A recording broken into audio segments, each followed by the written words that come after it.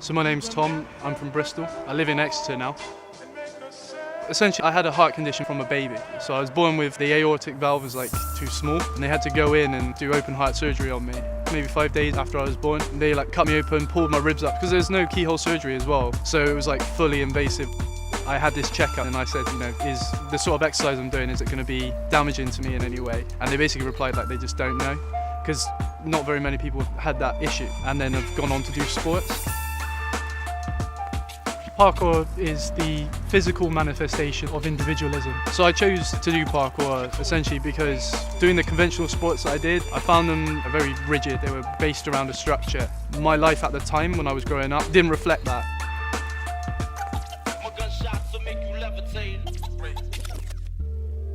The people that founded parkour didn't really give too much of a framework for people to build on, but actually that's been sort of a positive thing in the sport because it's allowed people to take it and build upon it in their own way.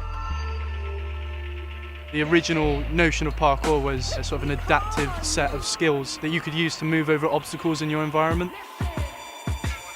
Parkour and sport in general is something I'm really passionate about. They give you a sense that you're in charge of the outcome of certain situations. It's my purpose at the minute. It's like the real driving thing in my life. For me, in the beginning, what inspired me was the people around me. So I had a lot of guys that were a lot better than me. Being around those people really helped me to sort of push myself. The key to like a big jump and the key to avoiding the injuries is just having open hips. This is the part that's going to give you the problem. So I'm just checking my surfaces. Just sort of getting myself into the mental state to be able to actually apply the technique and do it well. Yeah, just need to get myself to the position where I am doing it.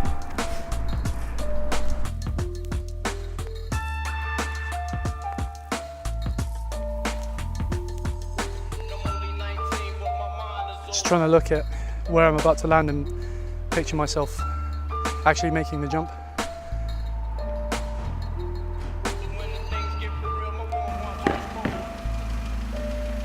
Right, left, right, left, right, left.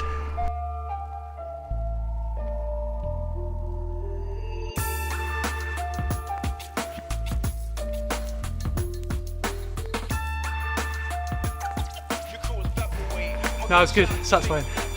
Satisfying to get it. I was sure I could do it. You can see like how much that took me then to sort of overcome the barrier of like fear.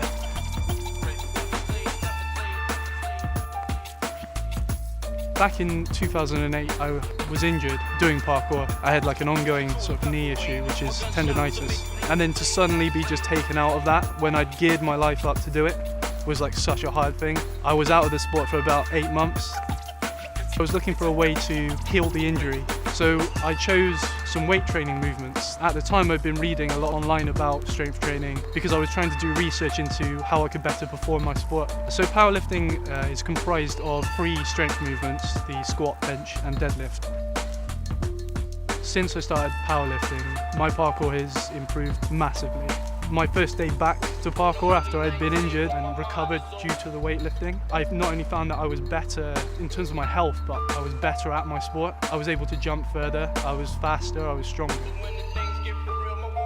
So the most significant benefit really is just being stronger. And that lends itself to every other quality. Strength really is one of the best qualities that you can build as an athlete. Powerlifting is a way for you to sort of be very intense and very aggressive if you want to be. You can then sort of exercise your demons through performing these quite intense movements. When most people think about strength training and they think about especially weight training, they think of, bodybuilders, they think of people like muscle bound, unable to move. They have to realise is that there are several ways that you can train with weights. The feeling that I get when I'm training and when I'm doing parkour is, firstly, I think it's like a feeling of liberty, like a feeling of like freedom. A feeling of sort of actually being productive as well. You're sort of coming up to these problems in your environment and then you're solving the issue of those problems by overcoming them. The decision to sort of go vegan and eat a plant-based diet was an ethical one based upon an argument that was made by Peter Singer. Regardless of a creature's intelligence, regardless of their cognitive ability, the capacity to suffer remains. A lot of the things I've learned about overcoming adversity and keeping to a plan and succeeding in life have come from the struggles that I've sort of experienced through parkour, and I feel like I've learned a lot of things that can be really applied to other aspects of my life. For safety within parkour, I think it's just always important to know your potential, your limits as well. It's about knowing what you're capable of and knowing what you can do. I think the risk is a controlled risk. My ultimate goal on this journey really inside the sports. Initially it's to do well actually performing in the sport and to push things further. The goal is to perfect my methodology of training for parkour and then to pass it on to other people. I'm not going out to try and be like the best in the world or anything, but I'm trying to see what I can do when I put every effort into performing as well as I can.